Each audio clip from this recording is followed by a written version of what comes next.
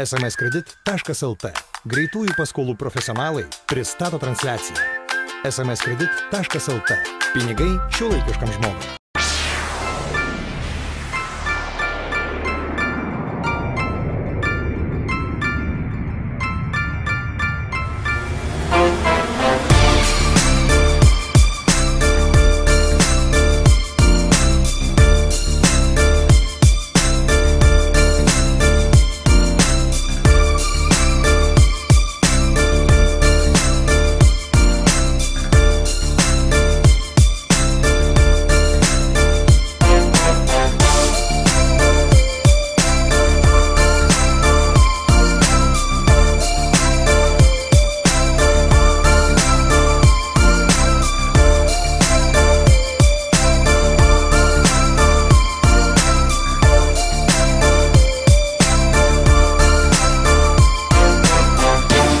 Smagus laimėti visą laiką smagu, atvirai pasakęs, ar kokio lygo nesvarbu, svarbu visi kovoja.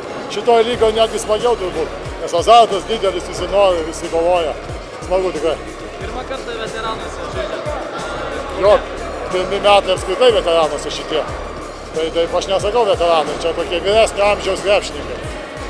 Kaip gal emocijos kažkiek kitos, vis tiek eilę metų žaidėt profesionalus krepšinį?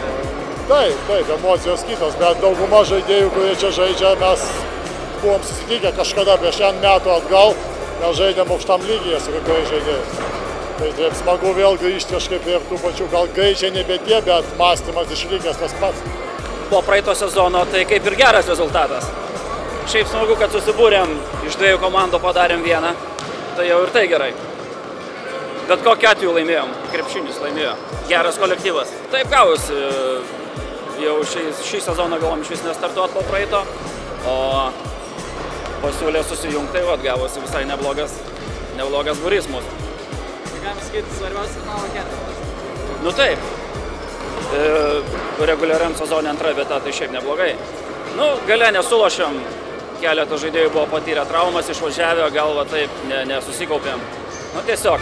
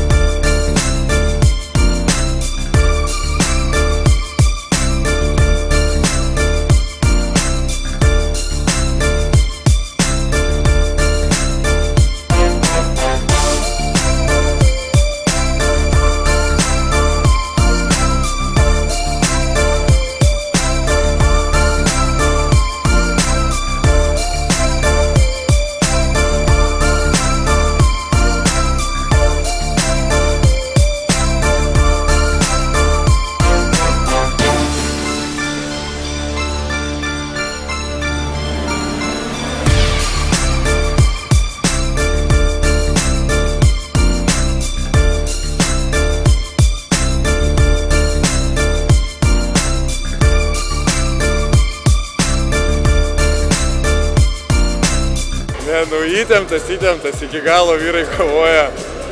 Tiek, kas nežaidė nuo pat pradžių rungtynės, irgi turėjo noro pasirodyti aikštelėje. Ketvirtam kėliny nebuvo ten tokio kažkokio chaoso, visi iki galo sužaidė. Džiaugiamės, kad sezoną vainikavo pergalė. Ką galiu tik tai padėkoti savo visai komandai ir pasidžiaugti šito laimėjimu. Puikus čempionatas, viskas labai puiku, varžovai buvo stipresni šiandien, kitą metą, manau, nebus, viskas labai tvarkoja, ačiū vyrai, buvo labai malonu.